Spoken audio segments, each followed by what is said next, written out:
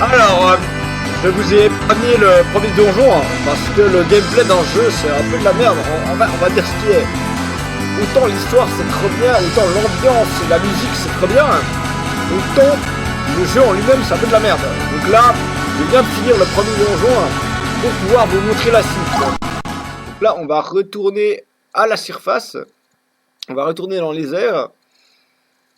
Là, vous voyez, en fait, il y a aussi à chaque fois qu'on revient d'une zone, il y a le temps qui nous reste, le nombre de jours qui nous reste avant la fin du monde. Donc ça participe aussi à l'ambiance.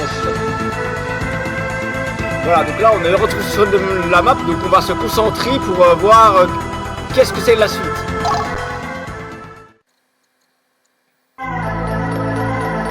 Ah, de quoi? Ah merde, je croyais que... Ouais, putain, je pensais qu'on allait avoir un nouveau recrutement, mais là je pense que ça va être la caverne de l'oubli. Ah non, sur le catacombe. Ah ok, donc à l'extrême nord, ouais, c'est un donjon supplémentaire. Bon, on va recommencer.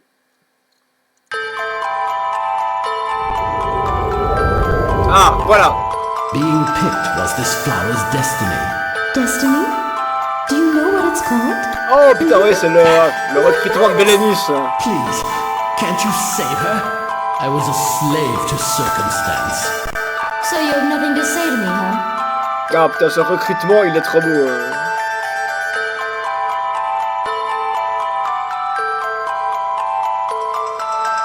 Alors, ça se passe dans un village qui s'appelle Lassen.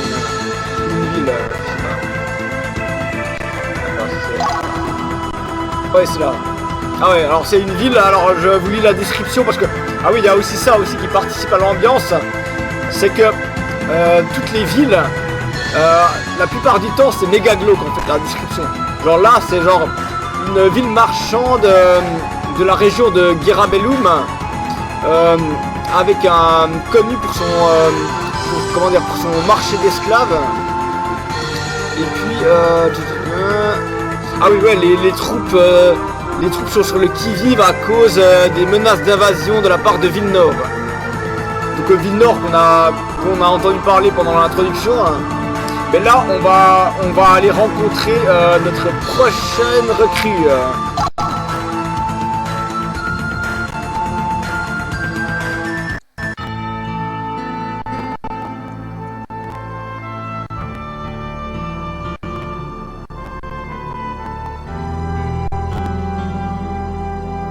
Asaka.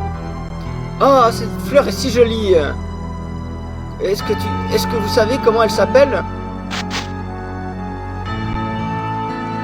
Asaka, est-ce que tu veux à ce point-là ne pas y aller?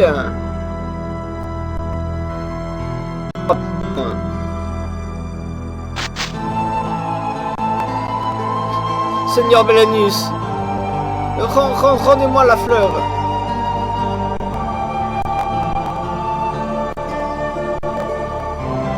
Je n'aime pas je n'aime pas le marché aux esclaves. Ne me laissez pas y aller.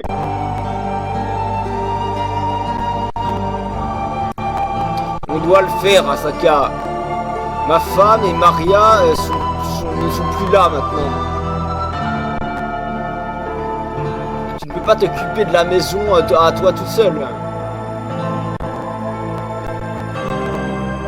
Je sais que l'esclave que vous choisirez sera bien traité, mais quand je pense aux autres...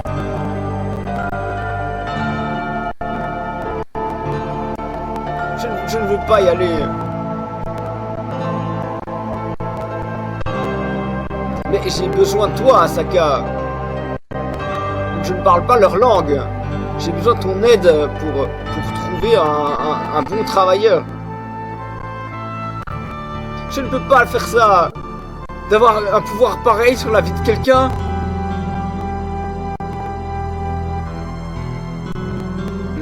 Mais c'est suffit. Mais par contre, quand il s'agit de cueillir une fleur... Quoi?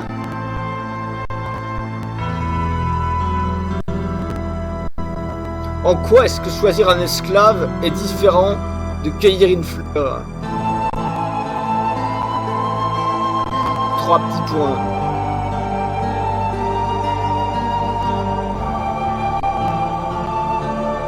Être cueilli, c'était la destinée de cette fleur.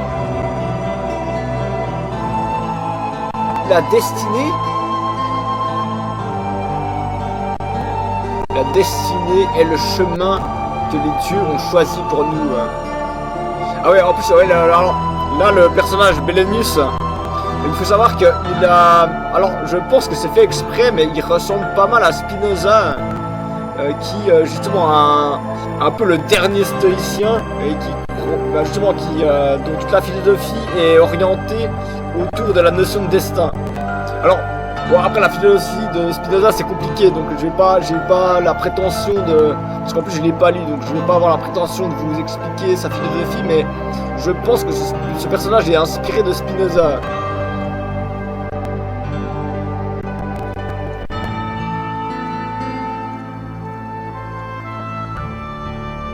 Alors là c'est un flashback quand Belenus était jeune. Alors Maria c'est l'ancienne servante dont on comprend que maintenant elle est morte.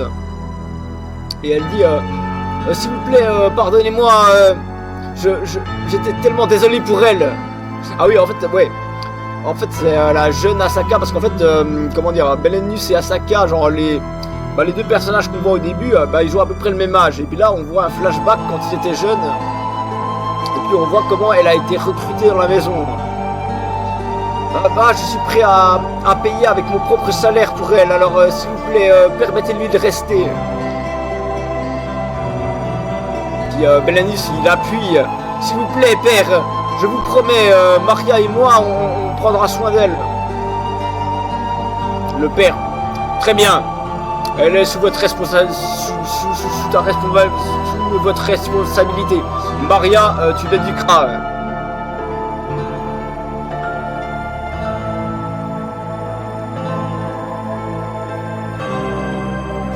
Est-ce que tu es sûr que c'était une bonne idée, Maria? Je suis désolé, jeune seigneur. Il n'y a pas de problème, mais est-ce que tu connais son nom?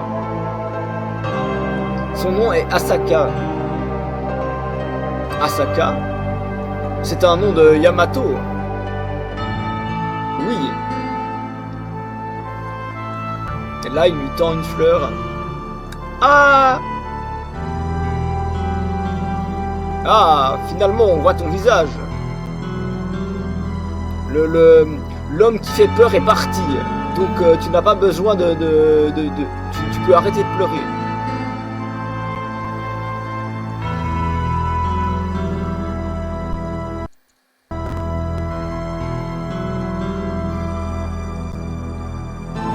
Non, il n'y a pas de marché aux esclaves aujourd'hui.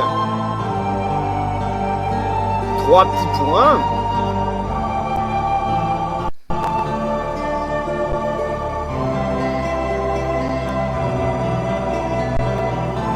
Ah, flashback de ce qu'on a vu il y a 2 minutes. Être cueilli était sa destinée de fleurs. Destiny? Ah là, il se remet en question.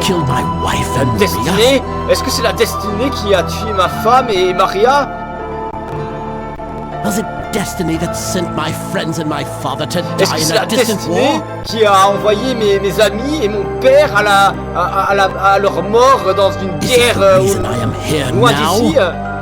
Est-ce que c'est la destinée qui m'a mené là où je suis en ce moment? The reason I met Asaka?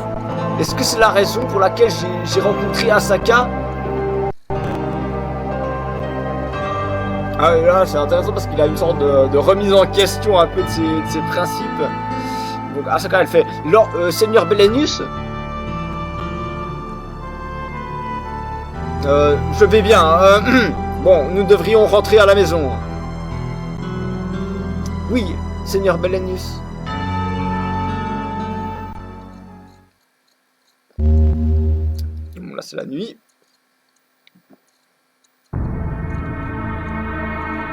Un spectre! Ah, c'est une drôle de manière d'être réveillé. Ah, la Valkyrie intervient! Peut-être un peu tard comme on le verra, mais j'ai pas envie de vous spoil. Quelle sorte d'être êtes-vous? Non, ça ne peut pas être ça.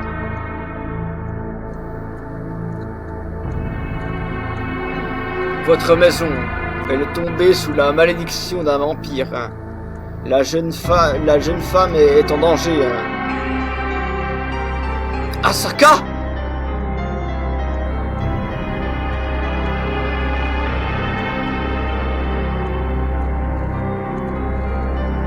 Ancien vampire. Elle est à vous, Madame Belitza.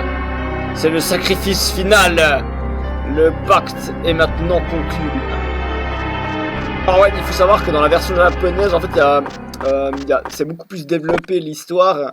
Dans la version anglaise, ouais, on perd beaucoup plus d'informations dans la version anglaise. Mais en fait, dans la version originale, il y a toute une histoire où en fait c'est je crois que c'est la femme de Belenus qui a conclu un pacte avec un vampire parce qu'elle savait qu'il était secrètement amoureux de Belenus. Et du coup, pour se venger, elle a invoqué un vampire. Mais là, dans la version qu'on voit ici, rien de tout ça est expliqué en fait. Mais bref, je sais pas pourquoi je vous raconte ça, mais voilà. Donc Belenus arrive. Asaka! Asaka!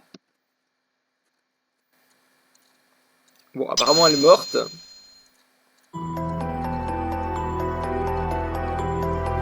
S'il vous plaît, est-ce que vous ne pouvez pas la sauver?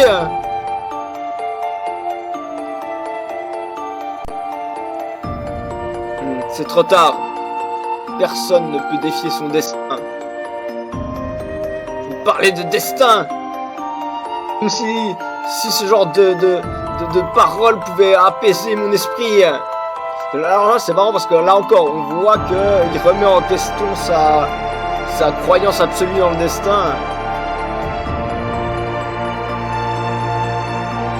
Je l'aimais. En fait, il y a un moyen. Je ferai n'importe quoi, dites-moi. Le rituel de transfert d'âme. Ça veut dire que si vraiment c'est votre désir, vous pouvez prendre sa place. Et vous allez devoir mourir à sa place. Ah, là, j'ai toujours été esclave des circonstances.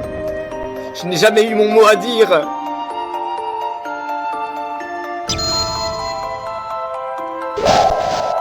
Là, on comprend qu'il accepte le rituel de transfert parce que pour une fois dans sa vie, il comprend qu'il peut changer le cours du destin en fait.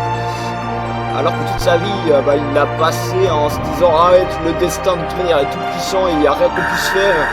Et là, enfin, pour une fois, il peut infléchir le cours des choses. Et là, Asaka reprend. Let us go. Mais du coup, lui, il est mort. Et on a une nouvelle recrue voilà, dans notre équipe. Bon, c'est pas beau de se réjouir de la mort des autres, mais sauf quand t'es une Valkyrie. Le tiroir du maître. Oui, alors là. Ouais, alors ici, ouais, ce passage-là, il veut pas dire grand-chose pour nous parce que, en fait, là, ça fait référence justement à ce que je vous disais à la version japonaise. Genre les forces de Belitza, le sang humain est le catalyste de leur pouvoir. La luxure, la passion et la jalousie sont à la base des pouvoirs de la sombre dame Belitza. Et du coup, justement, ça raccorde avec le fait qu'en fait, c'est la femme de Belenus qui a lancé la malédiction sur sa propre maison.